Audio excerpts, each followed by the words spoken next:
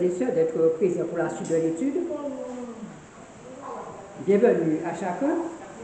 Bon sabbat. Et que Dieu bénisse la parole de le fond de notre cœur. Pour commencer, je vous invite à vous tenir debout pour qu'on écrive louange au numéro. Adorons le roi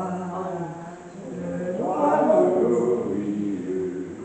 Acceptons sa loi qui nous rend heureux.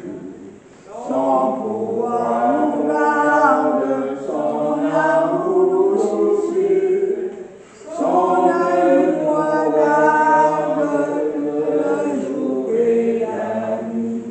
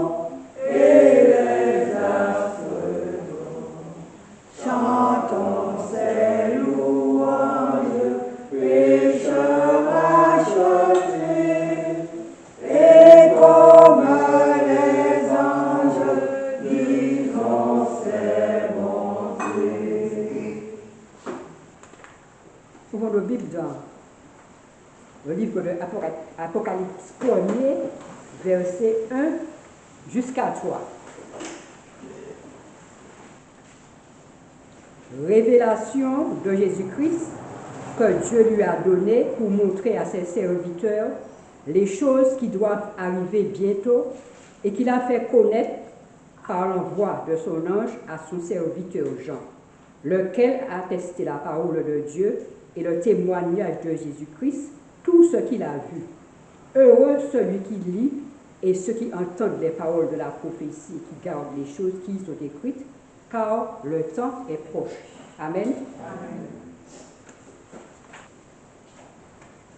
Bonjour frères et sœurs. Que la paix et la grâce de notre Seigneur Jésus-Christ nous accompagnent ce matin et que son Saint-Esprit anime chacun de nous pour que nous puissions comprendre ce qu'il a en réserve pour chacun de nous ce matin.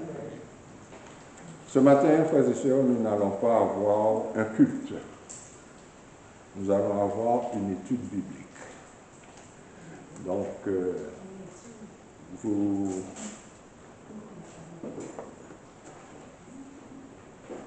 nous avons lu dans le livre de l'Apocalypse une déclaration, l'introduction du moins du livre de l'Apocalypse. Il est dit dans ce passage, Apocalypse 1er, le verset 1er, nous allons lire jusqu'au verset 5. Révélation de Jésus-Christ que Dieu lui a donnée pour montrer à ses serviteurs les choses qui doivent arriver bientôt. Alors ici, qu'est-ce que vous avez compris? Qui a donné, qui a reçu? Jean a reçu, Dieu a donné. Ah non. Je reprends. Révélation de Jésus-Christ que Dieu lui a donné. Dieu a donné à Jésus-Christ pour montrer à ses serviteurs les choses qui doivent arriver bientôt et qu'il a fait connaître par l'envoi de son ange à son serviteur Jean. Et c'est Jésus-Christ qui a transmis à son ange pour pouvoir révéler à son serviteur Jean. Et il nous a dit, heureux celui qui lit et ceux qui entendent. Alors, si vous ne savez pas lire, mais vous savez entendre. Donc, nous avons l'oreille pour entendre, mais nous ne pouvons pas dire que nous ne savions pas. Donc, pour entendre les paroles de la prophétie et qui gardent les choses qui y sont écrites, car le temps est proche. Est-ce vrai que le temps est proche? Est-ce que vous ressentez cela, frères et sœurs, que le temps est proche? Mais vous me dites que oui, vous sentez ça. Quel temps qui est proche? Le temps de la fin, c'est ce que vous attendez? Qu'est-ce que vous attendez? Non, eh bien oui, le temps du retour de notre Seigneur Jésus-Christ. C'est ce que nous attendons, puisque nous sommes déjà dans le temps de la fin depuis X temps, et ça devient de plus en plus dur. Donc, nous savons maintenant que nous devons écouter de nos oreilles ou lire la parole. Donc, cela veut dire que nous devons nous instruire de la parole de Dieu, de la prophétie, et il nous indique surtout le livre de Jean et de Daniel, qui nous met en relation avec le temps que nous vivons. Il est dit Jean aux 7 églises. Et Jean, lui qui a reçu, il envoie ce message à qui? Aux 7 églises qui sont en Asie, que la grâce et la paix vous soient données de la part de celui qui est, qui était et qui vient. De qui il s'agit ici? De Jésus-Christ. Il était, il est et il vient. Et de la part des 7 esprits qui sont devant son trône. Que la grâce de Jésus-Christ, le témoin fidèle, le premier-né des morts et le prince des rois de la terre, celui qui... Bon, nous allons nous arrêter au verset 5. Donc, ce message que Dieu a donné à Jésus, que Jésus a donné à l'ange, et que l'ange a rapporté à Jean, qu'est-ce que Jean a fait de ce message? Il a envoyé ce message aux 7 églises. Nous connaissons l'histoire des 7 églises. Nous n'allons pas nous attarder là-dessus, mais nous avons une église qui nous intéresse tout particulièrement ce matin. L'église de Laodicée. Laodicée, vous savez, a existé effectivement. Il y avait plus que 7 églises en Asie mineure, mais les 7 églises représentent ici quoi, pensez-vous? Qu'est-ce que ces 7 églises-là représentent?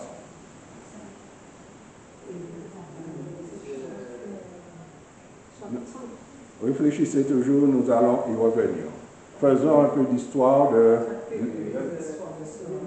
Comment? Oui, merci, nous allons revenir.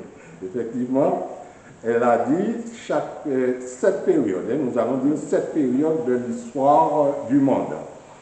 Et donc, l'histoire de cette ville de l'Asie mineure, Fidji, nom donné par l'ancienne Égypte.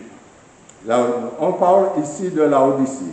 La ville de Laodicée était située à environ 65 km au sud de Philadelphie. Elle fut fondée par Antiochus, roi de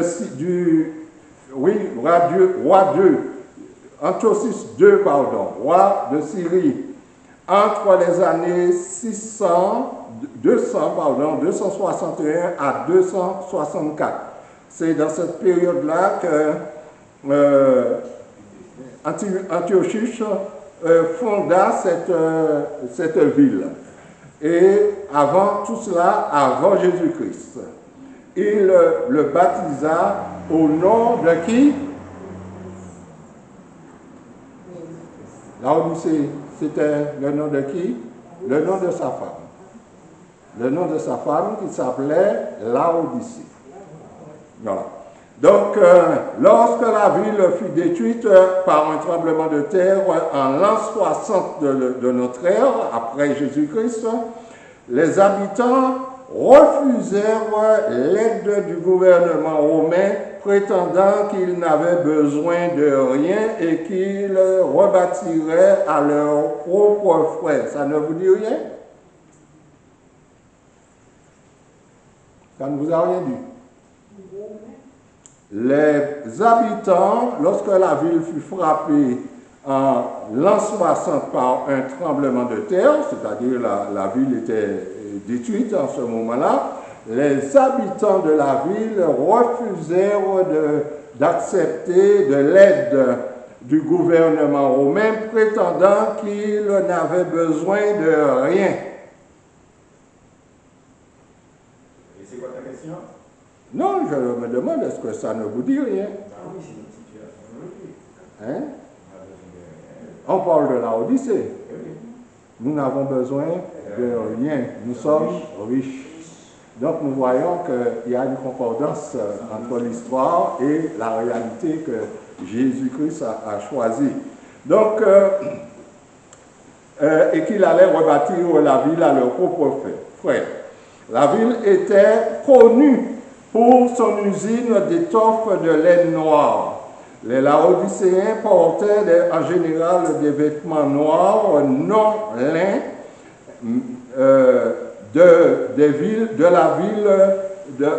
non loin de la ville, à environ, alors je reprends, les habitants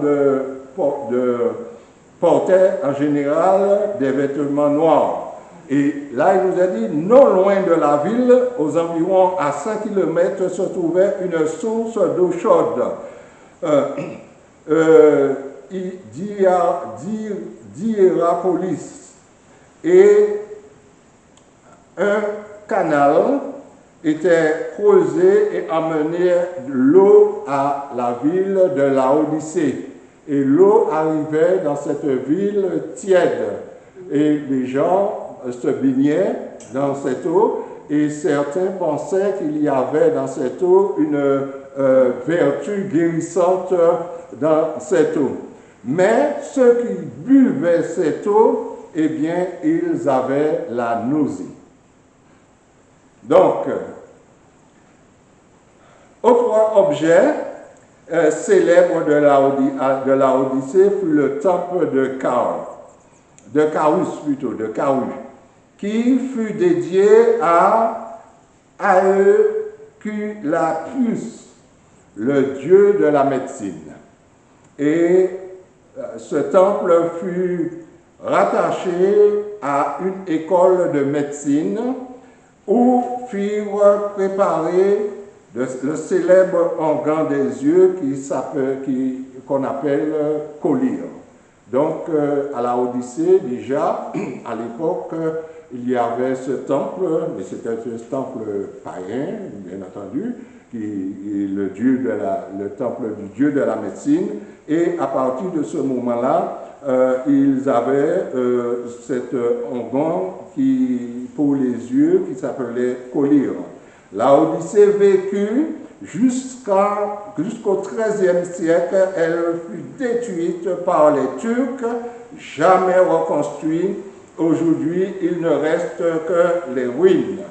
Et voilà l'histoire de la ville qui a vécu effectivement depuis 264 avant Jésus-Christ jusqu'au XIIIe siècle après Jésus-Christ et qui a été finalement détruit par les Turcs. Que symbolisent les 7 églises? Le nom des 7 églises qui se trouvent dans le livre de l'Apocalypse, au chapitre 2 et le chapitre 3. Alors, comme la sœur nous l'avait mentionné, cela représente 7 périodes de temps. dans l'histoire de la chrétienté. Donc, les 7 églises représentent 7 périodes de temps. Le nom des 7 églises symbolise l'Église de Christ aux différentes périodes de l'ère chrétienne. Aux différentes périodes. Alors, il y a plusieurs périodes, et lorsque nous lisons les diverses périodes, nous voyons qu'à chaque période, le Seigneur parlait d'une manière à l'Église en question. Et il se présentait aussi d'une certaine manière. À qui le message est-il adressé premièrement? Est-ce que vous avez une idée? À l'ange. À l'ange de l'Église. Et chaque Église, le message est adressé à l'ange de l'Église. Voici ce que dit l'Amen, le témoin fidèle, Apocalypse chapitre 3, le verset 14. Il est dit, écrit à l'ange de l'Église de Laodicée, voici ce que dit l'Amen, le témoin fidèle et véritable, le commencement de la création de Dieu. Maintenant, cette période concerne quelle partie de l'histoire chrétienne? La Odyssée. Mais quelle période, quel temps est-ce que cela nous concerne aujourd'hui? Eh bien, effectivement, nous sommes directement concernés. Nous sommes dans la période de la Odyssée. Je dirais même, nous sommes sur la fin de la période de la Odyssée. Donc, nous sommes directement concernés, frères et sœurs. C'est la dernière église. Oui, c'est la dernière église, donc il ne faut pas s'attendre qu'il y ait d'autres périodes. Et non seulement c'est la dernière église, mais nous voyons aussi tout ce qui se passe dans le monde, autour de nous. Nous le voyons, et ça correspond parfaitement. Que représente l'ange? Puisque le message est adressé à qui? À l'ange de l'église de Laodicée. Nous allons voir dans le livre de Matthieu, au chapitre 11 et le verset 10.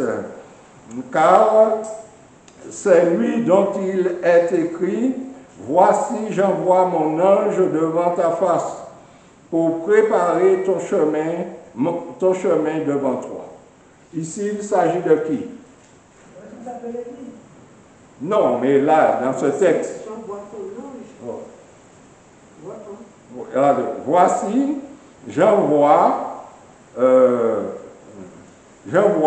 mon messager devant toi pour préparer le chemin devant toi. Oui, voilà, c'est Jean-Baptiste. Jean-Baptiste. Donc, Jean-Baptiste représente l'ange à cette époque qui devait préparer le chemin de notre Seigneur Jésus-Christ.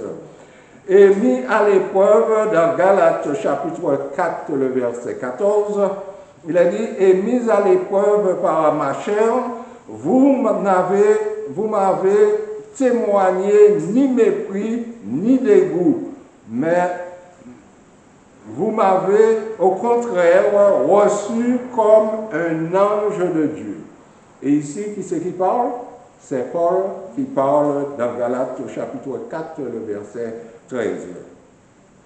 Ces paroles s'adressent à ceux qui, ayant reçu mission d'instruire l'Église, se trouvant chargés de lourdes responsabilités, les douces influences qui doivent régner dans l'Église dépend d'eux. Dans Conquérant Pacifique à la page 521.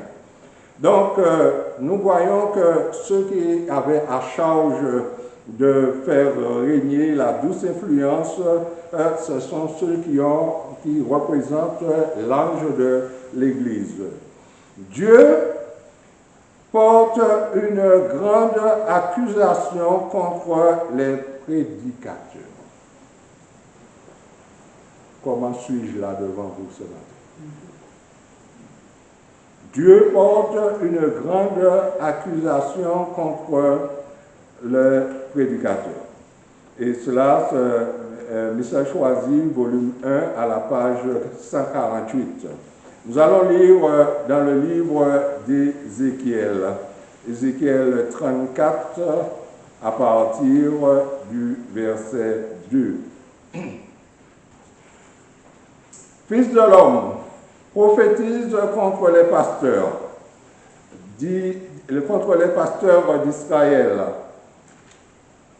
Prophétise et dis-leur aux pasteurs, ainsi parle l'Éternel, ainsi parle le Seigneur l'Éternel, malheur aux pasteurs d'Israël qui se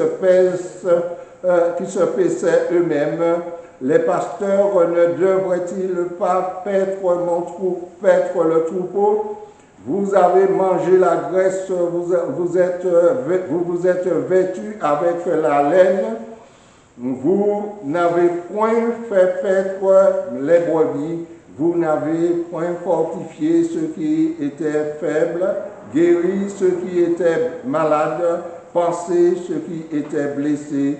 Vous n'avez pas ramené celles qui s'égaraient, cherché celles qui étaient perdues, mais vous les avez dominées avec violence et avec dureté. Voilà le reproche qui est adressé aux pasteurs et cela continue. Si vous continuez la lecture chez vous, vous allez voir que des reproches sont adressés. Et au verset 15, le Seigneur dit, mais c'est moi qui ferai paître mes brebis, c'est moi qui les ferai reposer, dit le Seigneur l'Éternel. Je chercherai celles qui étaient perdues, je ramènerai celles qui étaient blessées, et je fortifierai celle qui est malade. Et dans Jean chapitre 10, vous avez vu que le Seigneur dit qu'il est le bon berger et qu'il entre et que ses brebis connaissent sa voix. Les brebis, il va faire sortir dans la bergerie tous ses propres brebis. Donc cela veut dire que dans la bergerie, il y a des brebis qui appartiennent au Seigneur et d'autres qui n'appartiennent pas au Seigneur.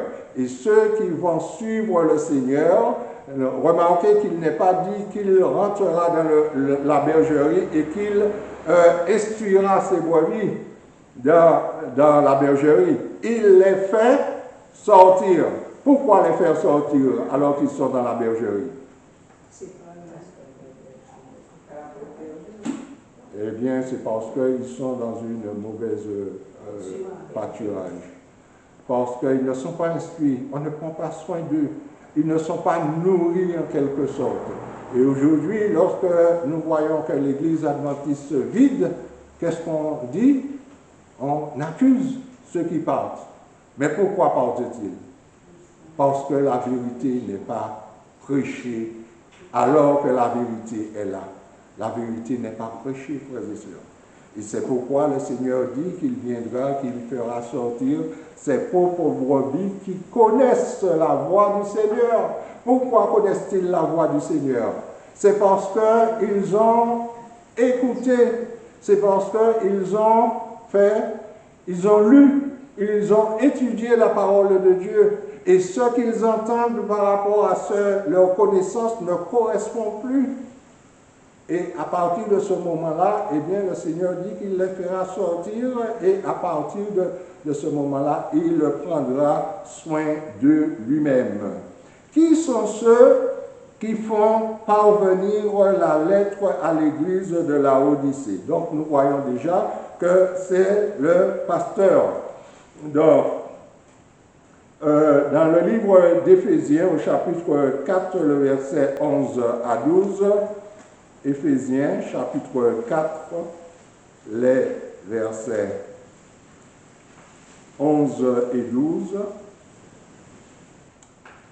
Et ils donnèrent les uns comme apôtres, les autres comme prophètes, les autres comme évangélistes, les autres comme pasteurs et docteurs, pour le perfectionnement des saints en vue de l'œuvre du ministère et de l'édification du corps de Christ. Donc, le Seigneur avait établi dans son Église, qu'est-ce qu'il avait établi dans son Église au verset 11? Il donnait des apôtres, prophètes, les autres évangélistes et pasteurs, et aussi des docteurs. Donc, ce sont ceux-là qui devaient prendre soin, qui devaient instruire le troupeau du Seigneur. Dans le livre de l'Apocalypse, nous y revenons au chapitre 14, chapitre 3 plutôt, le verset 14. Alors, il est dit, écrit à l'église de Laodicée. Voici ce que dit l'Amen, le témoin fidèle et véritable, le commencement de la création de Dieu. Donc, ici, le Seigneur se présente comme l'Amen, le témoin fidèle, le véritable, le commencement de la création de Dieu. Il est dit au chapitre 5, au chapitre 1er et le verset 5, il est dit, et de la part de Jésus-Christ, le témoin fidèle, le premier-né d'entre les morts, le prince des rois de la terre.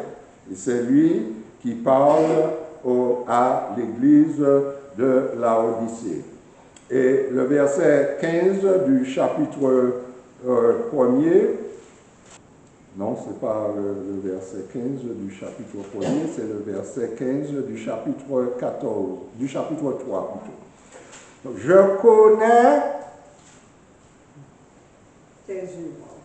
Qu'est-ce que le Seigneur dit ici? Qu'est-ce qu'il connaît? Je connais tes œuvres.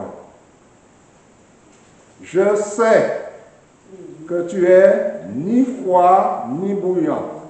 Puisses-tu être froid ou bouillant? À qui le Seigneur s'adresse? À quelle église? Et qu'est-ce que le Seigneur reproche à cette église? Sa froideur. Tu es ni froid ni bouillant. Qu'est-ce que cela veut dire? Comment est-on si on n'est ni froid ni bouillant? On est tiède. Rappelez-vous l'eau qui arrivait tiède à la Odyssée. On se trouve bien, on se relaxe dans cette eau, n'est-ce pas? Mais quand on le voit, qu'est-ce qui arrive? On vomit. Et cependant, on se relaxe, on se trouve très bien. C'est comme ça que nous sommes maintenant. Nous nous relaxons dans cette eau tiède. Et nous nous sentons bien, n'est-ce pas? Lorsqu'on est dans une baignoire d'eau tiède, eh bien, on n'a pas envie de sortir. On sent, on relâche son corps, on prend son pied, comme on dit, et on se sent bien. Mais le Seigneur dit, puisque tu es ni froid ni bouillant, je te vomirai de ma bouche. Qui sont les froids? Qui sont les bouillants? Dans le livre premier écrit, à la page 107, il est dit, beaucoup de ceux qui professent attendre la venue prochaine du Sauveur vivent comme des. Beaucoup de ceux qui professent attendre la venue prochaine de notre Seigneur, du Sauveur, vivent comme les mondains. Oui, nous prétendons attendre la venue de notre Seigneur, mais nous vivons comme les mondains. Il n'y a pas de différence entre le monde et nous. Et ils sont bien plus préoccupés d'obtenir l'approbation de ceux qui les entourent que celle de Dieu. Ils sont froids et formalistes. Voilà comment le Seigneur décrit son Église actuellement.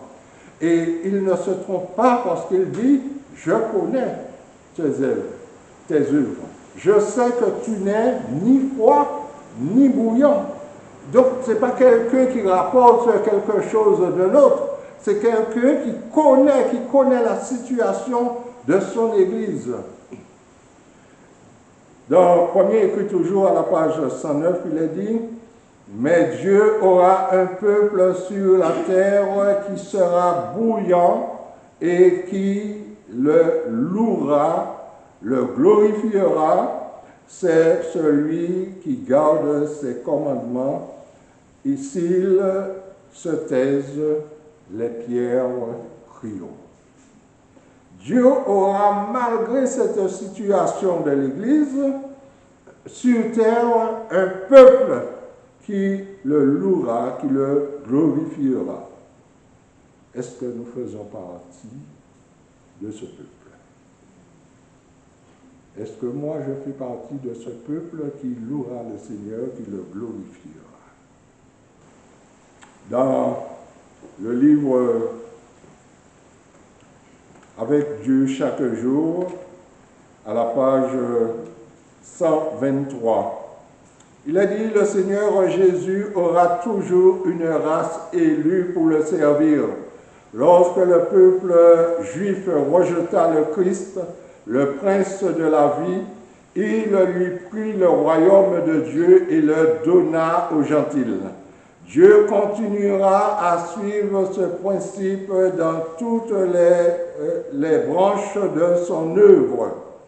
Lorsqu'une Église se montrera infidèle à l'œuvre du Seigneur, elle, quelle que soit sa position, son niveau ou le caractère sacré de sa vocation, le Seigneur ne peut plus travailler avec ses membres. D'autres sont alors choisis pour assurer d'importantes responsabilités. Mais si ceux-ci, à leur tour, ne purifient pas leur vie et de toutes les actions mauvaises, s'ils n'établissent pas de purs et de saints principes en tout, alors le Seigneur les affligera des humiliations douloureuses et à moins qu'ils ne se repentent, il les arrachera de leur place et fera d'eux des objets d'opprobre. Donc, le Seigneur dit qu'il aura un peuple toujours qui suivra ses principes. Et lorsque le peuple juif a rejeté le Seigneur, qu'est-ce qu'il a fait? Il a pris le message, son message, et il l'a donné aux gentils. Et il dit que toutes les fois, quel que soit qu'une Église ne s'accorde pas avec ses principes, quelle que soit sa position, quelle que soit sa vocation, il le fera pareil. Il le rejettera.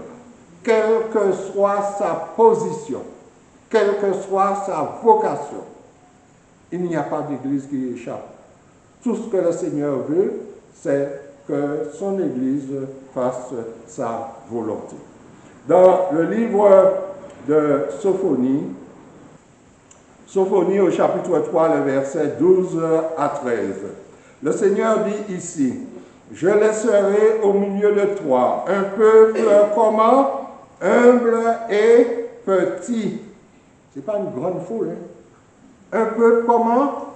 Humble et petit, qui trouvera son refuge dans le monde? Dans le nom de l'Éternel. Qui trouvera son refuge dans le nom de l'Éternel. Le reste d'Israël ne commettront point d'iniquité, ils ne diront point de mensonge, et ils ne se trouveront pas dans leur bouche une langue trompeuse, mais ils paîtront, ils reposeront, et personne ne les troublera. Donc nous voyons qu'ici le Seigneur aura toujours un peuple qui va suivre ses principes et qui fera son œuvre. Donc, que dit la parole de Dieu de cette église de Laodicée? Au chapitre 3 de Matthieu, verset 16, parce que tu es tiède et que tu es ni froid ni bouillant, je te vomirai de ma bouche.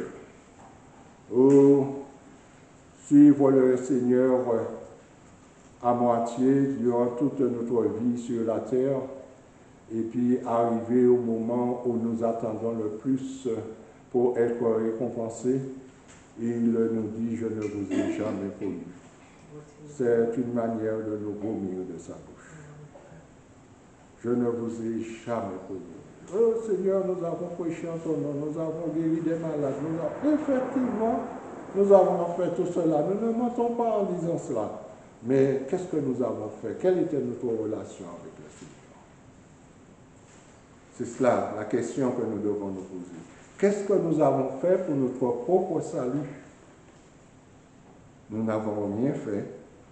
Nous avons vécu selon le monde. Et maintenant, nous voulons que le Seigneur reconnaisse ce que nous avons fait. Ainsi, parce que tu es tiède et que tu es ni froid ni bouillant, je te vomirai de ma bouche. Dans le livre Apocalypse, le Christ de l'Apocalypse, à la page 74, nous lisons « Puisque tu es froid, puisses-tu être froid ou bouillant, tel est le souhait de Jésus. Rien n'est plus détestable qu'un demi-chrétien. Les demi-chrétiens sont pires que les infidèles, car leurs paroles trompeuses et leur position non engagée égarent beaucoup de personnes. Nous voyons ici ce qu'il a dit, le demi-chrétien est pire. Et ils égarent beaucoup de personnes.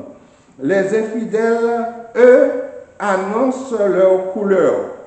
Ils sont infidèles, ils ne se cachent pas, ils vivent leur vie. Ils ne sont pas à vouloir faire croire qu'ils sont bons alors qu'ils sont comme ça. Non, ils vivent leur vie. Mais il est dit, les infidèles annoncent la couleur. Ils sont ce qu'ils sont et ils montrent ce qu'ils sont. Les chrétiens tièdes trompent et les uns et les autres. Il n'est ni un vrai mondain, ni un bon chrétien. Et le pire, c'est que Satan s'en sert pour faire une œuvre que personne d'autre ne peut faire.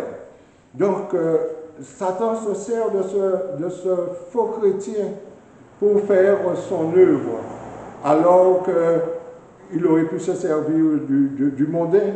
Non, parce qu'il sait que le faux chrétien fera son œuvre parfaitement, puisqu'il trompe et les uns et les autres. Le message de Laodicée s'adresse à une église qui est comment? Où Christ habite? Où Christ a sa demeure? Non. Dans Message choisi, volume 1, à la page 418, il est dit, le message de Laodicée est à une église sans vie s'adresse à une Église sans vie et sans Christ. Le témoin véritable dit que l'Église est sans vie, sans Christ. Alors qu'il y a des manifestations, de grandes manifestations qui se font dans les églises aujourd'hui, des grandes cérémonies d'évangélisation, tout cela, et Christ n'est pas là. Toutes sortes de programmes. Toutes sortes de programmes. La musique sale. Là, oui, mais c'est cela, le monde. Nous allons lire quelques petits paragraphes dans la page 180. Il est dit dans Témoignage pour l'Église, à la page 28, volume 1, l'Esprit du Seigneur s'est retiré de l'Église. L'Esprit du Seigneur s'est retiré de l'Église. Vous savez, frères et sœurs, des fois, on est dans l'Église, on voit certaines choses, mais on supporte, on dit c'est l'Église de Dieu, on supporte. Mais c'est parce que l'Esprit de Dieu s'est déjà retiré de l'Église que ces choses se font dans l'Église. Et on se croit toujours en sécurité. Lorsque le Seigneur est mort sous la croix du Calvaire, qu'est-ce qui s'est passé? Le voile du temple, le lieu saint et le lieu terrestre ne sont pas devenus une seule et même salle. Et cependant, qu'est-ce que les prêtres ont continué à faire jusqu'à la journée d'aujourd'hui? Ils font les sacrifices, ils font tout, alors que le Seigneur avait aboli tout cela. Et jusqu'à la journée d'aujourd'hui, ils le font. Et ils prétendent avoir la vérité. Ce n'est pas parce que nous sommes des adventistes du 7e jour que nous pouvons prétendre avoir la vérité en faisant le contraire de ce que le Seigneur nous demande. L'Esprit de Dieu n'est plus dans l'Église, n'est plus avec l'Église. Et cependant, on continue à faire des manifestations, de grandes manifestations. Et cela nous dit, mais si l'Esprit de Dieu n'était pas dans l'Église, ça ne se serait pas réalisé. Mais nous sommes trompés, nous nous trompons à nouveau encore. On a dit, aussi dans un autre passage, 35, il nous a dit, les avertissements et les reproches vont maintenant aux adventistes dont la vie est plus digne de blâme que celle des autres chrétiens du fait de leur lumière, de leur grande lumière, de la lumière qu'ils ont reçue, de la lumière de l'esprit de prophétie, de cette grande lumière qu'ils ont reçue. Et il dit, à cause de cela, ce n'est pas qu'on est plus mauvais que les autres, mais eux, ils n'ont pas reçu cette lumière. Donc, on peut les considérer comme excusables. Mais nous, nous avons reçu cette lumière. Et malgré ça, nous sommes semblables à eux. C'est là la raison. Le message à la Odyssée est une terrible accusation contre le peuple de Dieu. Et le passage dont je viens de lire, c'est message. Témoignage pour l'Église, volume 1, 299. Et le dernier, Témoignage pour l'Église, 374. Le message de la Odyssée est une terrible accusation contre le peuple de Dieu aujourd'hui. Quelle terrible illusion de croire que tout va bien alors qu'on est sur un mauvais chemin. Toujours Témoignage 375, 376, volume 1. Nous voyons, frères et sœurs, l'Église, nous est-il dit, toujours dans le Témoignage 375, l'Église ignore en toute bonne foi, dans quelles conditions déplorables elle se trouve. Les membres sont là.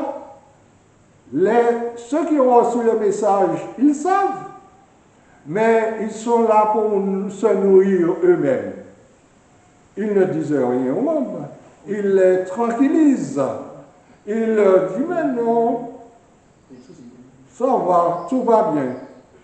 Et il est dit que l'Église ignore en toute bonne foi dans quelles conditions déplorables elle se trouve. Oui, les membres d'Église vont vous rencontrer, ils vont vous accuser, vous avez quitté l'Église, vous avez vous vous êtes séparés de l'Église, mais vous ne vous êtes pas séparés de l'Église, frères et sœurs. Nous ne nous sommes pas séparés de l'Église. Nous sommes partis de l'Église avec le message. Et nous vivons ce message. Et eux, ils honorent le message aussi. Mais ils ne vivent pas de ce message. Ils ne sont pas nourris par ce message. Donc vous n'êtes pas sortis de l'Église, vous avez le message, vous êtes partis avec le message. Vous n'êtes pas partis sans le message. Pour créer d'autres organisations, non. Alors, il est dit, le message est adressé à l'Église de Laodicée, une Église sans vie et sans Christ. Dans le livre Témoignage, à la page 200, Témoignage volume 1, à la page 299, je vais prendre un peu plus haut, il est dit, les adventistes du 7e jour, plus que tous les autres chrétiens dans le monde, devraient être des modèles de piété, de sainteté, et aussi bien dans leur cœur que dans leur conduite. J'ai dit en présence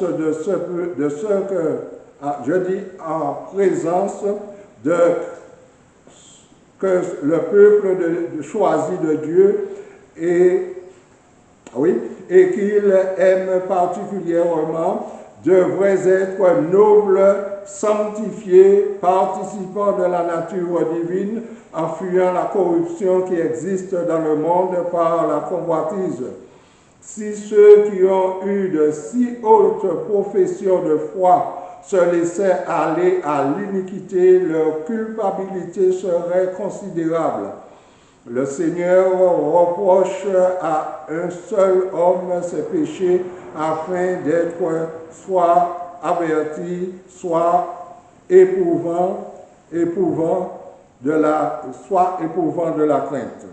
Les adventistes, l'avertissement et les reproches vont maintenant aux adventistes du 7e jour, dont la vie est plus digne de blâme que celle des chrétiens des autres églises, non parce que leur exemple et leurs actes sont plus abominables, mais parce qu'ils ont plus de lumière et qu'ils prétendent être le peuple choisi de Dieu et qui a sa loi écrite dans leur cœur.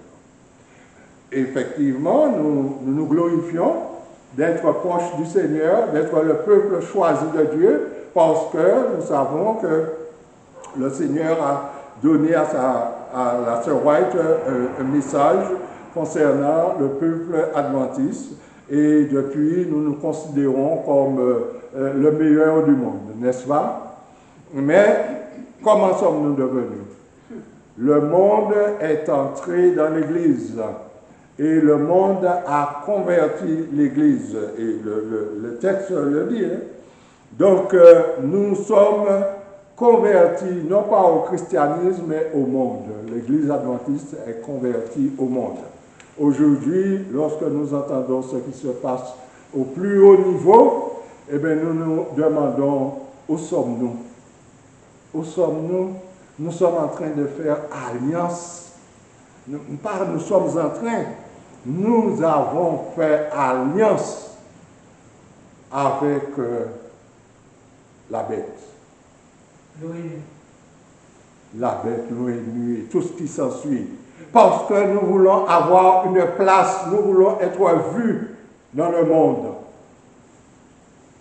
Est-ce cela le Seigneur demande? Est-ce que c'est cela qu'il demande? Donc, nous allons lire à la page de 374. 374. Il a dit, le message de l'Église de Laodicée est une terrible accusation portée contre le peuple de Dieu. Écrit à l'ange de l'Église de Laodicée, bon, je ne vais pas lire ce passage, puisque nous l'avons déjà lu, c'est Apocalypse 13, 14 à 17. Le Seigneur note ici le message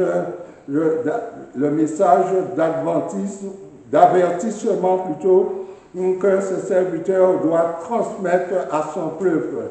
N'est-ce pas un message de paix, de sécurité, et il ne s'agit pas de quelque chose de théorique, mais de pratique dans chaque détail.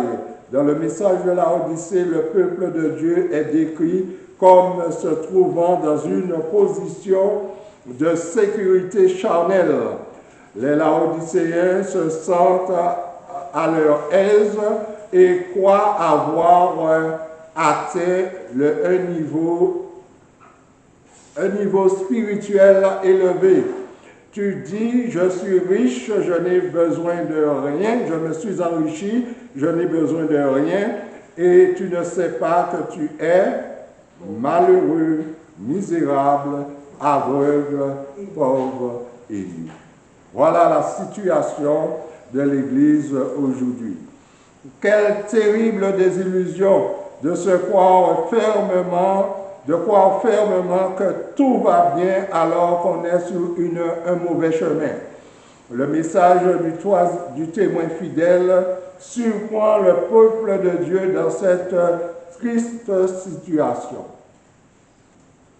Alors que ceux à qui s'adresse le message se flattent d'être parvenus à un niveau spirituel élevé, le témoin fidèle vient mettre fin à ce sentiment de sécurité en leur faisant connaître leurs vraies conditions de pauvreté, d'aveuglement spirituel. Cette accusation si catégorique et si sévère ne peut être fausse, car il s'agit d'une déclaration du témoin fidèle et véritable.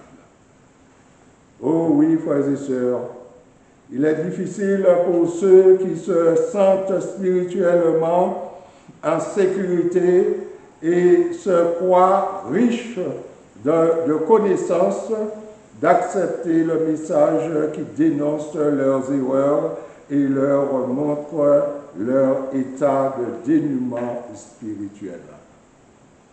Il est difficile, frères et sœurs, de parler de ce message à un adventiste. Parce qu'il dit que ce n'est pas possible qu'un peuple que Dieu a choisi, que Dieu a conduit dans le passé, comme le peuple d'Israël, pas à pas, et cependant, pour entendre cela, qu'ils sont dans l'égarement, ce n'est pas possible. Et il vous renverra la balle, c'est vous qui êtes dans l'égarement. Mais le message est là. Qu'on le prenne ou qu'on le rejette, le message est donné, pas par moi, c'est par le témoin fidèle et véritable, celui qui dit, je connais tes œuvres, je sais que tu es ni froid ni bouillant. Alors, où serai-je lorsque le Seigneur reviendra? Où serai-je, frères et sœurs? Vomi par le Seigneur? Rejeté par le Seigneur? Un autre passage à la page 381. Alors, le témoin fidèle déclare qu'au moment où nous pensons être dans une condition de prospérité spirituelle, nous manquons en réalité de tout. Alors que nous nous croyons bien, nous sommes adventistes, certains disent déjà, je suis sauvé. Le Seigneur dit, vous manquez de tout. Le danger des derniers jours. Nous vivons les moments les plus solennels de l'histoire de cette terre. Nous sommes environnés des périls des derniers jours. Des événements importants et terribles sont devant nous.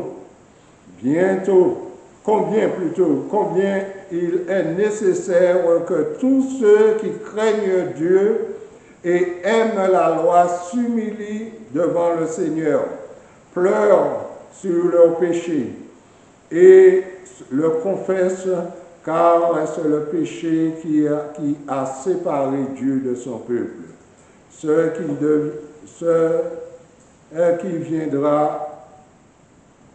viendra nous alarmer le plus, c'est que nous ne tenons pas ou nous ne sentons pas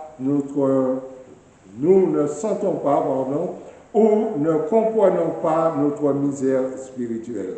C'est cela qui nous retient encore. C'est que nous n'avons pas compris. Nous n'avons pas compris combien notre misère spirituelle est grande. Et il nous est dit, ce qui devrait nous alarmer le plus, c'est que nous ne sentons pas ou ne comprenons pas notre misère spirituelle et que nous nous complaisons dans l'état où nous sommes. Réfugions-nous dans la lecture de la parole de Dieu et dans la prière, frères et sœurs. Étudions la parole de Dieu. Maintenant, recherchez individuellement le Seigneur avec ferveur afin de pouvoir le trouver. Telle devrait être notre première préoccupation. Telle devait être notre première préoccupation. C'est de chercher le Seigneur et nous assurer de le retrouver. Frères et sœurs, y a-t-il de l'espoir pour l'Église? C'est la question que nous nous posons, que nous devons nous poser. Mais nous allons nous arrêter ici pour le moment et par la suite nous verrons s'il y a encore de l'espoir pour cette Église, l'Église de la Odyssée.